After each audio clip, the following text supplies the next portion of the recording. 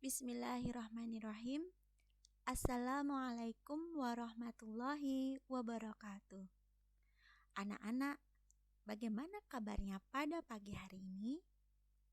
Semoga selalu dalam keadaan sehat dan selalu dalam lindungan Allah Subhanahu wa Ta'ala ya.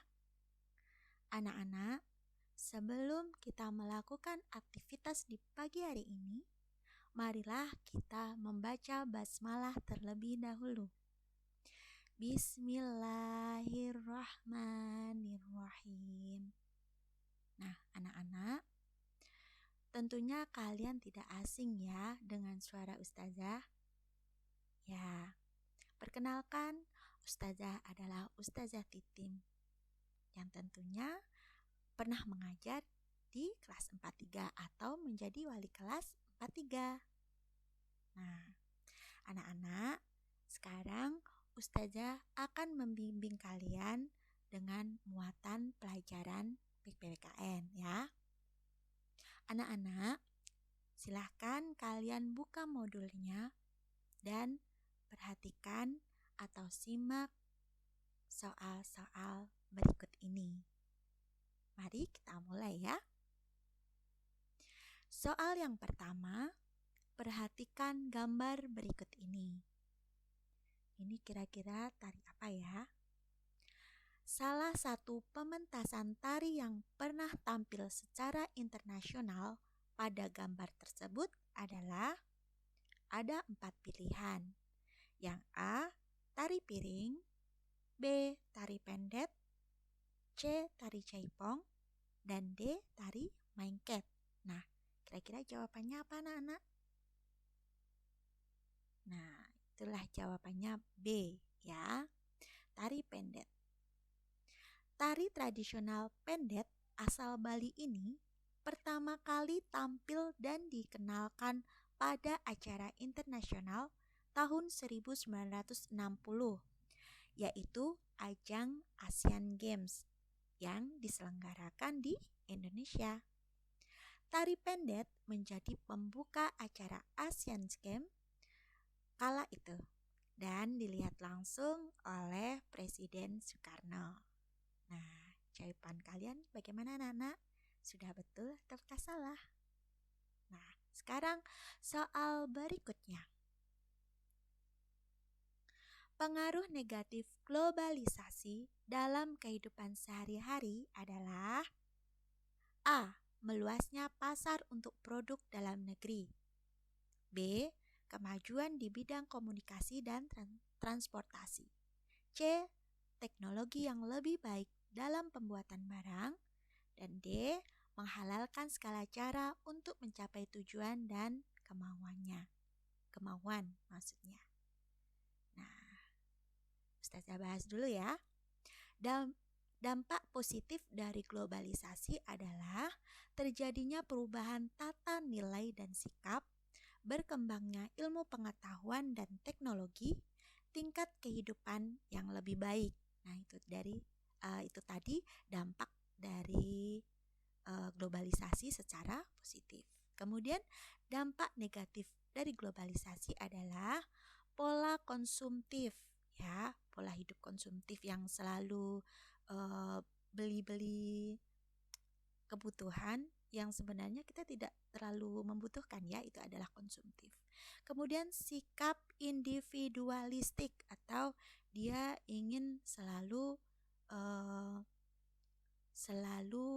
menjadi utama gitu lah, menjadi lebih unggul, itu individual tanpa memikirkan orang lain. Kemudian gaya hidup kebarat-baratan atau hedonisme ya. Hedonisme itu adalah gaya hidup yang bermewah-mewahan gitu. Kemudian serta kesenjangan sosial. Kesenjangan sosial itu antara yang kaya dan miskin itu terlampau jauh. Kemudian dampak negatif dari globalisasi berarti jawabannya adalah iya, yang D. Yang D ya, jawabannya menghalalkan segala cara untuk mencapai tujuan dan kemauan. Kemudian selanjutnya, Perhatikan pernyataan berikut. Pertama, bergaya hidup mewah agar terlihatan modern.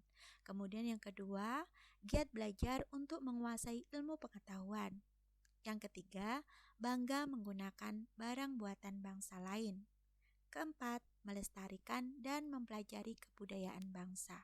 Sikap yang harus kita lakukan guna menjaga diri agar tidak terkena pengaruh negatif globalisasi ditunjukkan oleh nomor. Nah, ini ada pilihan yang A, 1 dan 2.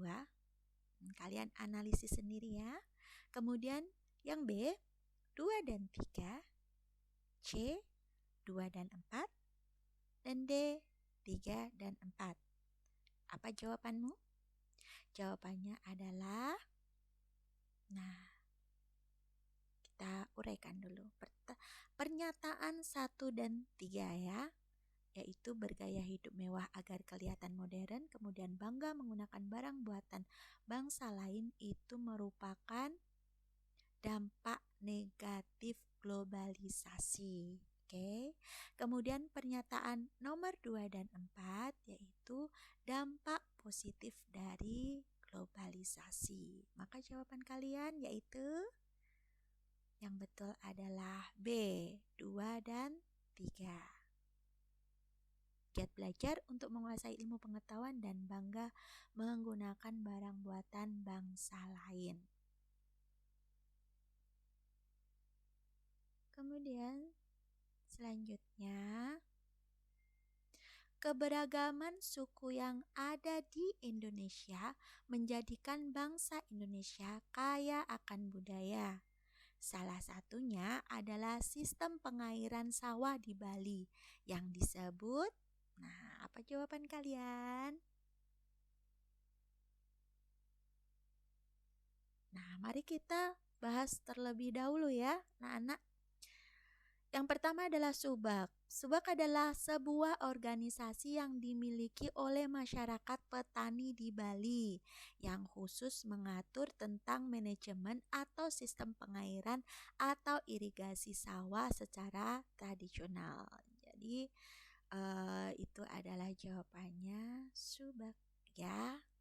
Kemudian apa sih terasering itu? Nah, terasering atau sengkedan merupakan metode konservasi dengan membuat teras-teras yang dilakukan untuk mengurangi panjang lereng, menahan air sehingga mengurangi kecepatan dan jumlah aliran permukaan, serta memperbesar peluang penyerapan air oleh tanah. Kemudian yang terakhir apa? Irigasi tada hujan.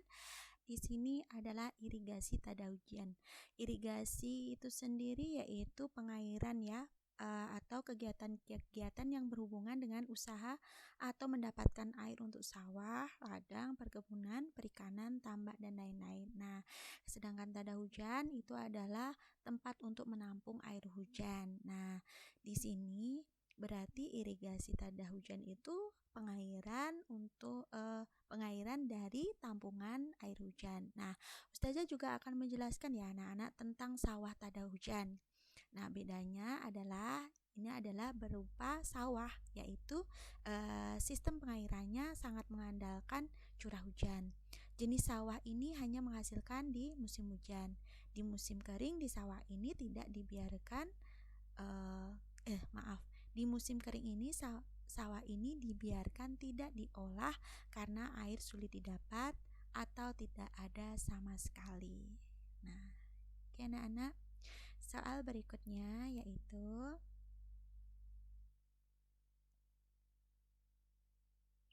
yang kelima, perhatikan gambar berikut ini. Mungkin kurang jelas ya, tapi anak-anak bisa melihat pada soal kalian. Nah, gambar tersebut mencerminkan rasa persatuan dan kesatuan di lingkungan. Nah, jawabannya adalah sekolah. Kalian bisa menganalisis pada gambar di sini, tidak mungkin di rumah karena ada meja, ada kursi. Nah, mereka lagi menyapu. Maka pembahasannya adalah berikut. perilaku yang mencerminkan rasa persatuan dan kesatuan di ruang lingkup sekolah, yaitu yang pertama menjenguk teman yang sedang sakit. Kemudian yang kedua membersihkan lingkungan sekolah bersama-sama. Kemudian yang ketiga belajar yang giat dan tidak bolos sekolah. Yang keempat, saling menghormati teman yang berbeda agama atau suku dan tidak membeda-bedakannya. Kemudian yang terakhir, tidak menyontek ya, anak-anak. Kemudian selanjutnya yaitu soal nomor 6. Perilaku yang mencerminkan rasa persatuan dan kesatuan antar umat beragama pada gambar berikut adalah, nah kalian bisa menganalisis gambar ini satu persatu ya.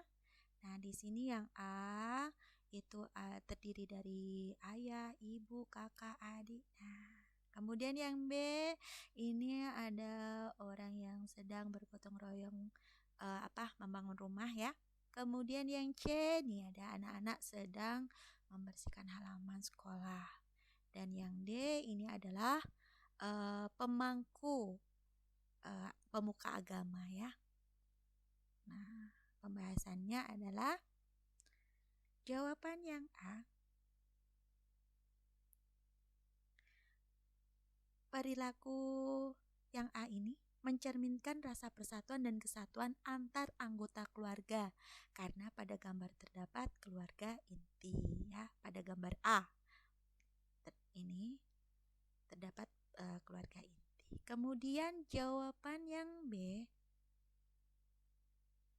yaitu perilaku yang mencerminkan rasa persatuan dan kesatuan antar masyarakat karena pada gambar B terdapat orang-orang dari berbagai elemen masyarakat bergotong royong membangun rumah. Ini ya anak-anak. Kemudian jawabannya C. Perilaku yang mencerminkan rasa persatuan dan kesatuan antar teman di lingkungan sekolah. Karena pada gambar C, anak-anak yang memakai seragam sekolah sedang bergotong royong membersihkan halaman sekolah. Kemudian jawaban yang D yaitu perilaku yang mencerminkan rasa persatuan dan kesatuan antar umat beragama dikarenakan pada gambar C terdapat 6 pemangku agama yaitu agama Islam, Hindu, Buddha, Kristen Protestan dan Kristen Katolik juga Konghucu. Jadi jawabannya adalah yang D. Oke, selanjutnya soal nomor 7. Menjaga keutuhan NKRI sangat penting demi kedaulatan bangsa.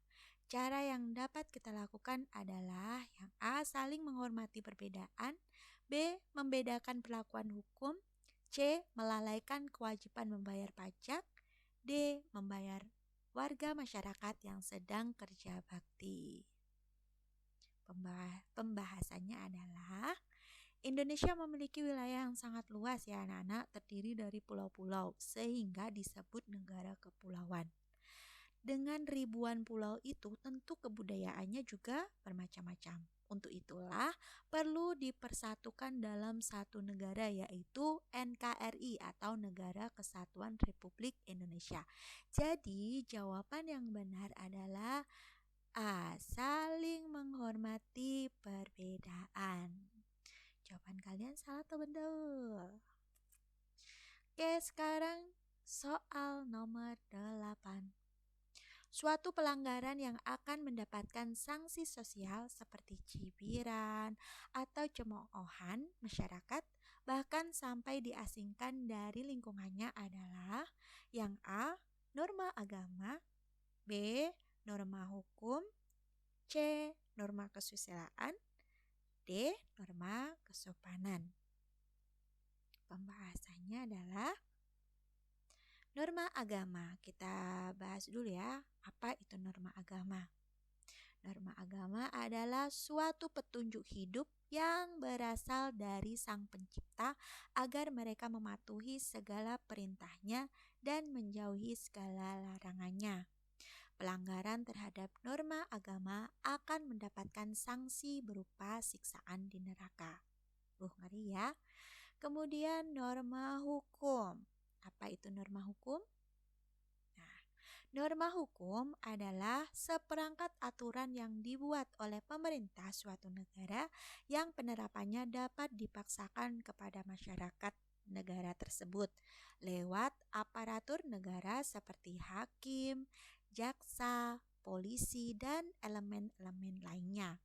Pelanggaran terhadap norma hukum adalah penjara dan juga denda bagi pelanggar aturan-aturan negara. Oke. Kemudian selanjutnya adalah norma kesusilaan.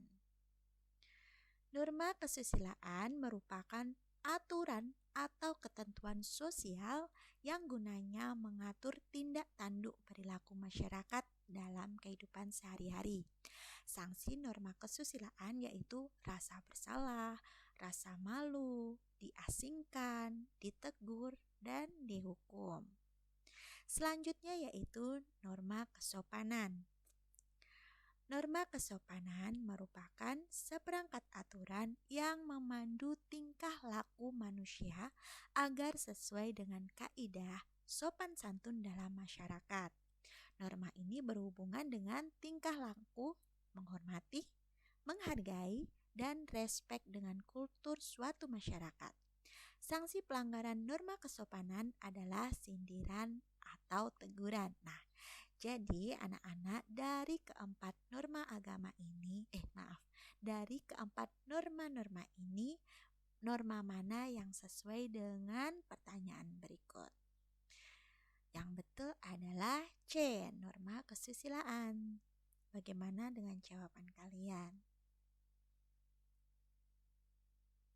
Oke, mari soal ke-9. Maaf ya, pembahasannya datang duluan. Gak apa-apa ya. Contoh perbuatan yang mencerminkan norma hukum dalam kehidupan sehari-hari pada gambar berikut adalah yang A, ini ada anak sedang merasa malu ya. Kemudian yang B itu sedang sholat.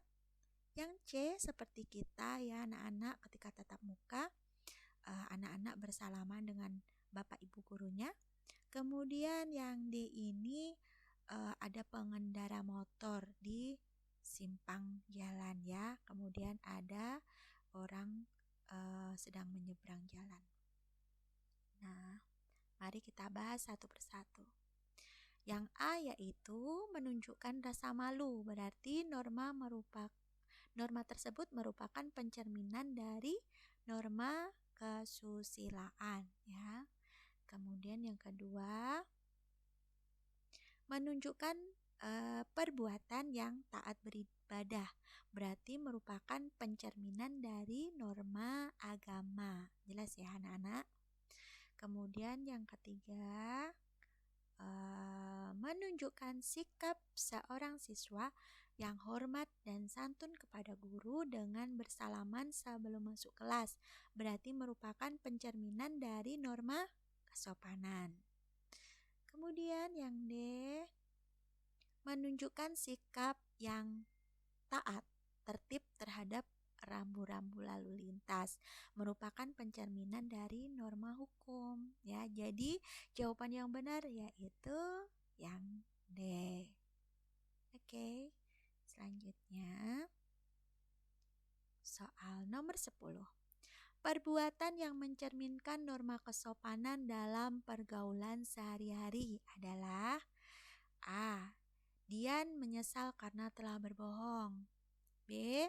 Kami sholat berjamaah di musola sekolah. C. Salwa berbicara dengan santun pada siapapun. D. Juwita memberikan sumbangan ke panti asuhan. Nah, pembahasannya yaitu perbuatan ya dalam kehidupan sehari-hari, yaitu yang pertama berpamitan kepada orang tua dengan mencium tangannya. Kemudian yang kedua bertutur dengan lemah lembut kepada orang tua. Yang ketiga mengucapkan salam ketika bertemu dengan orang lain. Yang keempat tidak memotong pembicaraan orang lain. Yang kelima, memanggil nama orang lain dengan sebutan yang baik. Yang keenam, mengucapkan terima kasih atas pertolongan yang didapatkan. Kemudian yang ketujuh, mengenakan pakaian yang sopan.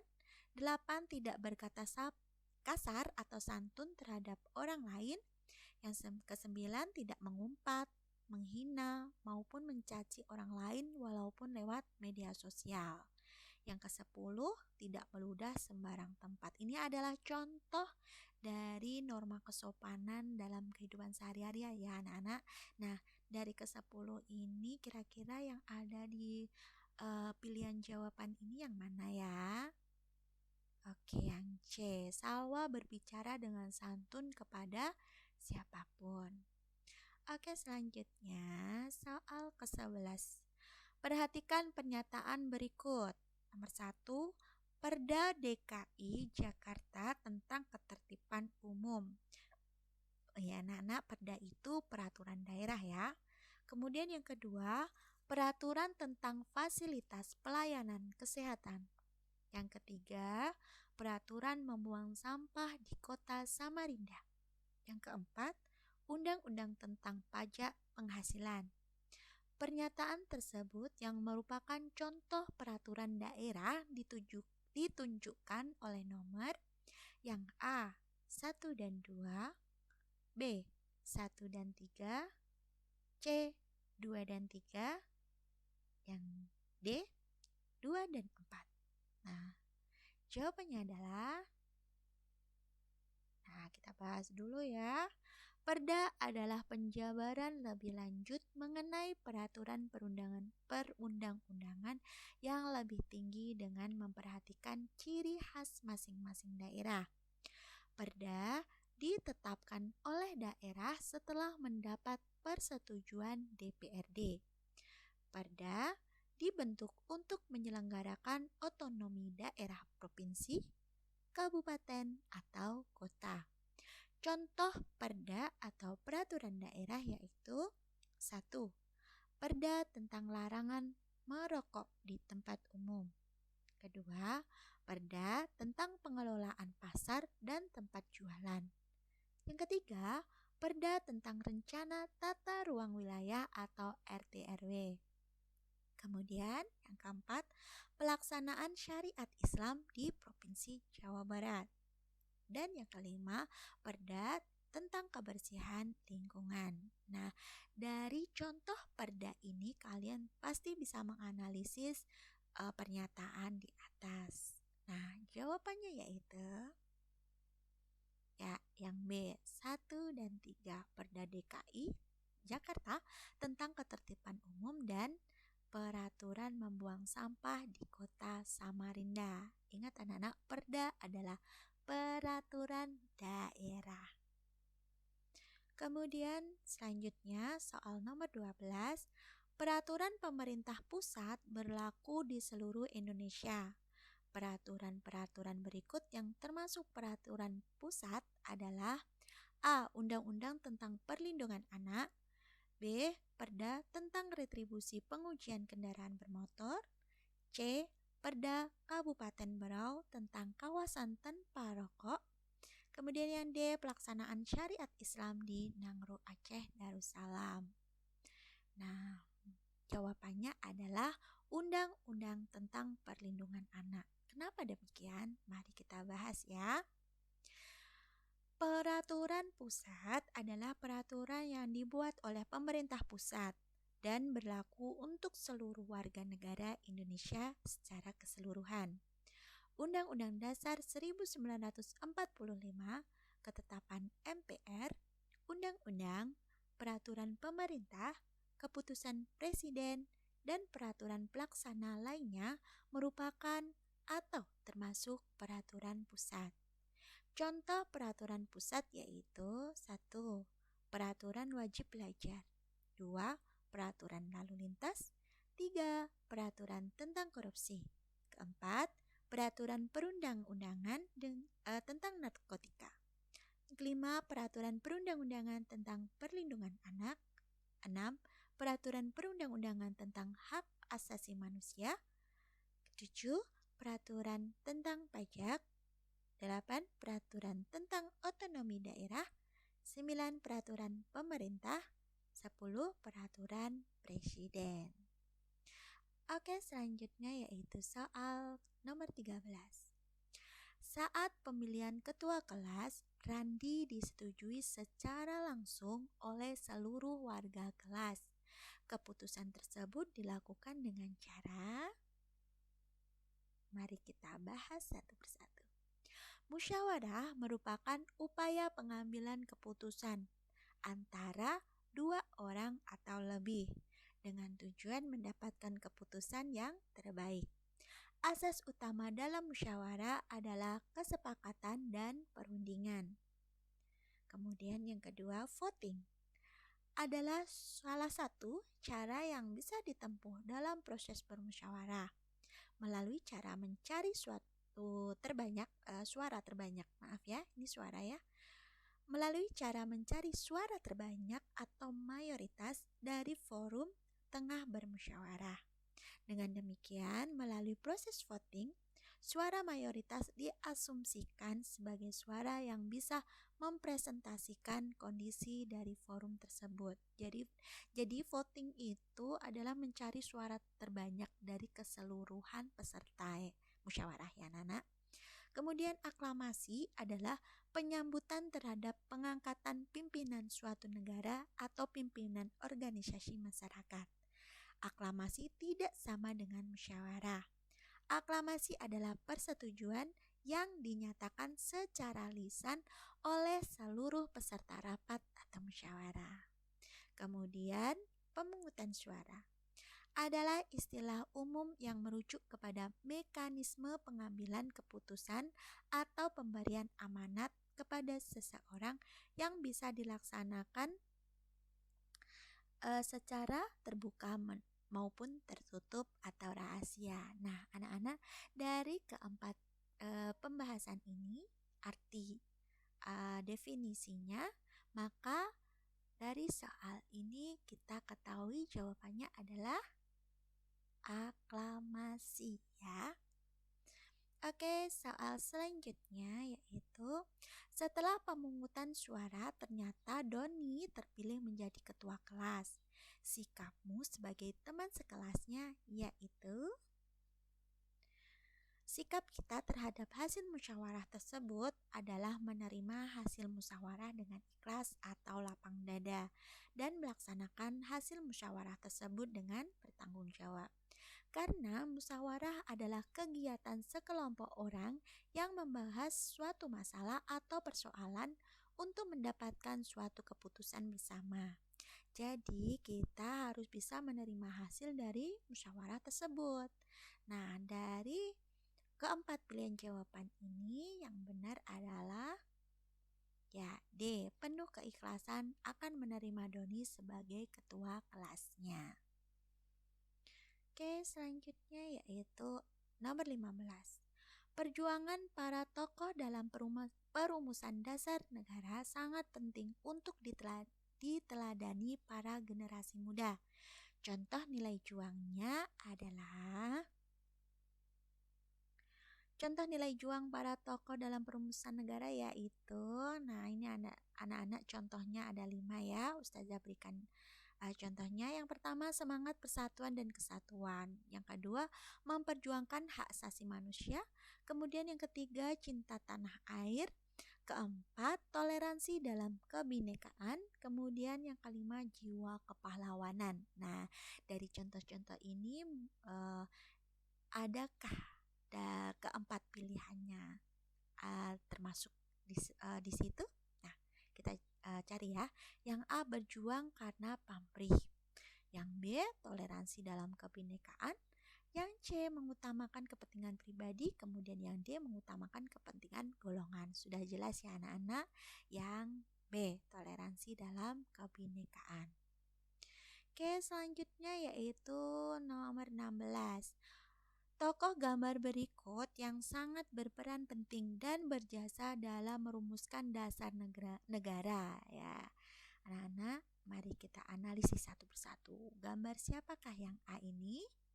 Nah, gambar A yaitu Insinyur Muhammad Hatta, tokoh yang berperan penting dalam merumuskan teks proklamasi kemerdekaan Indonesia. Sudah betul apa belum? Kemudian yang B ini siapakah dia? Yang B adalah Pangeran Diponegoro, berperan penting dalam berjuang melawan penjajah untuk kemerdekaan Indonesia. Kemudian yang C, siapakah dia? Dia adalah Insinyur Soekarno, tokoh yang berperan penting dan berjasa dalam merumuskan dasar negara yaitu Pancasila bersama Muhammad Yamin dan Supomo. Kemudian yang D yaitu Ki Hajar Dewantoro, tokoh yang berperan penting di dunia pendidikan. Jadi jawabannya adalah Insinyur Soekarno ya anak-anak. Oke, selanjutnya nomor 17. Tokoh perumus dasar negara ini lahir di Blitar ya, Jawa Timur. Ini tempat lahirnya Ustazah ya anak-anak, kampung halamannya Ustazah. Pada tanggal 6 Juni 1901, beliau pernah menjadi mahasiswa di Sekolah Teknik Bandung atau ITB sekarang ya, dan membentuk Partai Nasional Indonesia atau PNI. Tokoh yang dimaksud adalah A. Muhammad Yamin, B. Insinyur Soekarno, C. Mr. Supomo, D. Dr. Andes Muhammad Hatta. Maaf ya anak-anak, tadi itu Dr. Andes ya, Dr. Andes Muhammad Hatta, bukan insinyur. Insinyur itu Insinyur Soekarno. Mohon maaf jika Ustazah banyak salah. Oke, pembahasannya yaitu Bung Karno lahir di Surabaya. Jadi jawabannya adalah Bung Karno ya anak-anak. Bung Karno lahir di Surabaya 6 Juni 1901 dan meninggal di Jakarta. Oh ya anak-anak, perlu Ustazah klarifikasi. Bung Karno itu lahirnya bukan di Blitar ya, tetapi di Surabaya. Kenapa demikian? Ya, karena di sini ada pembahasannya.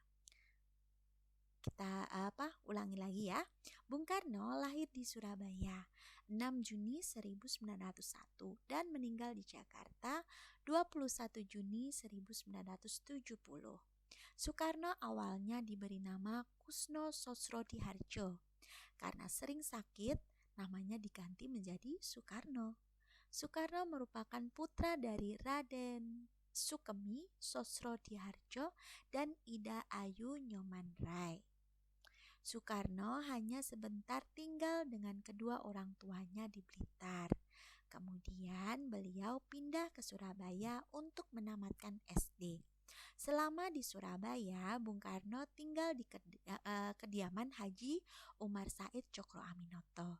Setelah tamat, Bung Karno melanjutkan pendidikan di HBS, Hungary Burger School. Lulus tahun 1920. Soekarno melanjutkan pendidikan di THS atau Technics Hochschule di Bandung. THS ini merupakan cikal bakal Institut Teknologi Bandung atau sekarang bernama ITB. Setelah lulus, Soekarno mendirikan Biro Insinyur bersama dengan Insinyur Anwari tahun 1926. Selama di Bandung, Bung Karno aktif dalam banyak organisasi. Beliau juga mendirikan Partai Nasional Indonesia atau PNI pada tanggal 4 Juli 1927. Nah, itu tadi anak-anak. Oh ya, perlu kalian ketahui, insinyur itu apa bedanya dengan Dr. Andes ya anak-anak? Kalau insinyur itu dia sarjana teknik, kalau Dr. Andes itu sarjana di bidang bisa pendidikan. Seperti itu ya. Itu yang Ustazah ketahui. Kemudian yang selanjutnya nomor 18. Perhatikan pernyataan berikut. 1. Musyawarah. Kemudian yang kedua individualisme, yang ketiga patriotisme, keempat kerja keras, 5 otoriter. Sikap yang patut kita teladani dari para tokoh penyusun dasar negara yang ditunjukkan oleh nomor. Nah, kira-kira yang mana? Mari kita bahas bersama-sama. Musyawarah. yaitu pengambilan keputusan dengan cara mufakat ya atau kesepakatan bersama seluruh anggota musyawarah. Kemudian yang kedua, individualisme, yaitu paham yang menganggap dirinya sendiri atau kepribadian lebih penting daripada orang lain. Kemudian yang ketiga, patriotisme adalah sikap yang berani, pantang menyerah dan rela berkorban demi bangsa dan negara. Dan yang keempat, kerja keras, bahwa pekerjaan dikerjakan dengan sungguh-sungguh tanpa mengenal lelah atau berhenti sebelum target tercapai. Kemudian yang kelima, otoriter, berkuasa sendiri atau bertindak sewenang-wenang. Nah, yang sudah Ustazah centang hijau ini adalah sikap-sikap yang menunjukkan uh, keteladanan pada para tokoh penyusun dasar negara, yaitu nomor 1, 3, dan 4. Nah, jawabannya adalah yang B. Oke, selanjutnya yaitu nomor 19. Pelaksanaan pemilihan kepala daerah, kabupaten atau kota merupakan tanggung jawab. Nah, jawabannya adalah yang D, KPUD. Kenapa KPUD? Mari kita bahas bersama-sama. Pelaksanaan pemilihan kepala daerah, kabupaten atau kota merupakan tanggung jawab KPUD, yaitu Komisi Pemilihan Umum Daerah. Dalam hal ini adalah daerah tingkat 2 atau kabupaten atau kota madya. Ya, anak-anak, kalau KPU itu secara keseluruhan seluruh Indonesia, Komisi Pemilihan Umum ya. Oke, selanjutnya yaitu sebagai warga negara yang baik, sikap yang dapat kita tunjukkan untuk menghormati proses pemilihan calon gubernur yaitu A. Memilih pasangan calon sesuai hati nurani, B. Merasa terpaksa memilih pasangan calon lain, C. Mencoblos semua pasangan calon, D. Melakukan aksi golput. Nah, jawabannya yaitu kita bahas terlebih dahulu ya. Sikap yang dapat ditunjukkan untuk menghormati proses pemilihan kepala daerah yaitu yang pertama memilih pasangan sesuai hati nurani ya. Ini contohnya ya. Kemudian yang kedua tidak golput atau tidak memilih salah satu calon kepala daerah. Jadi ya biarkanlah gitu waktu pemilihan kepala daerah dia tidak mencoblos atau di rumah saja.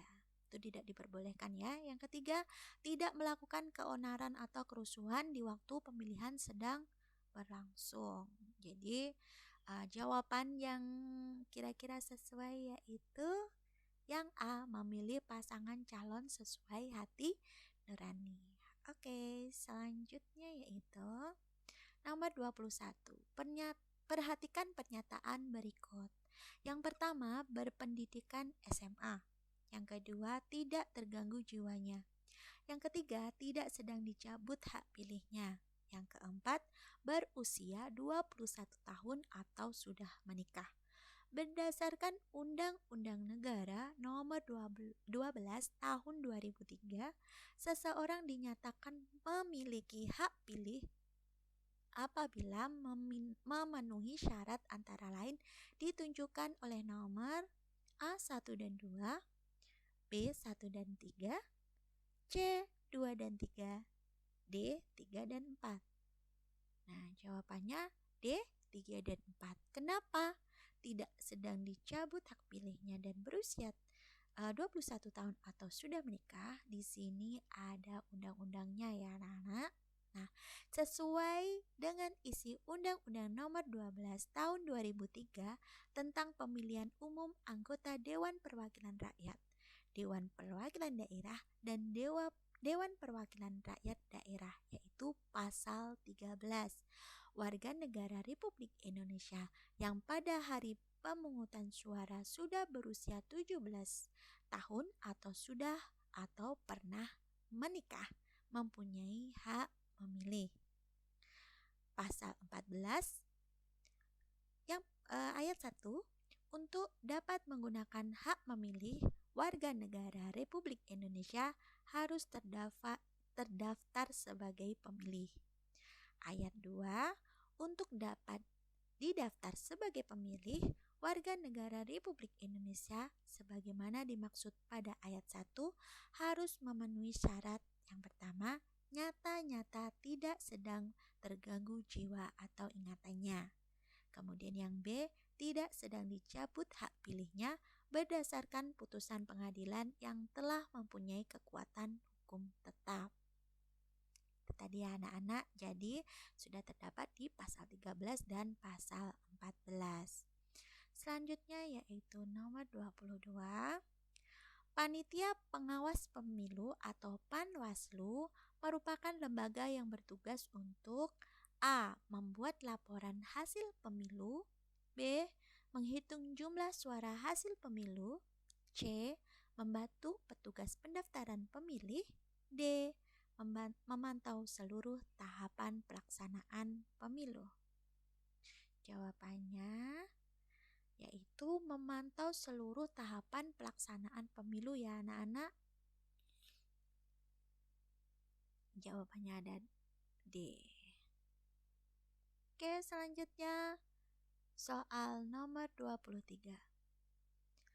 Lembaga yang diberi kepercayaan oleh pemerintah untuk menyelenggarakan pemilihan umum di Indonesia adalah